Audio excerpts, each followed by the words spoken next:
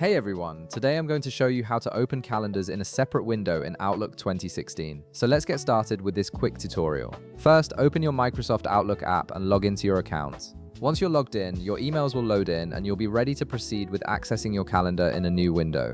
Now, once your email has fully loaded, direct your attention to the bottom left part of your screen. This is where you'll find the main navigation icons for Outlook. You'll notice 4 different icons arranged vertically in this area. These icons give you quick access to mail, calendar, people, and tasks, allowing you to switch between different sections of Outlook without having to navigate through multiple menus. Look for the calendar icon among these options. It's typically the second icon from the top and is represented by a small calendar symbol. Once you've located it, right-click on the calendar icon. This action will trigger a small context menu to appear, giving you several options for how you want to interact with your calendar. From the list of options that appears in this context menu, click on Open in New Window.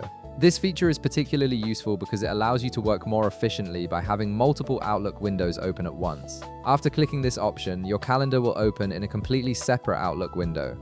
This means you can now view your calendar and your inbox simultaneously, making it much easier to schedule meetings, check appointments, and manage your email all at the same time without constantly switching between views. And that's it. You've successfully opened your calendar in a separate window, giving you more flexibility and control over how you manage your daily tasks in Outlook 2016. If this video helped you out, be sure to leave a like, subscribe, and I'll see you in the next one.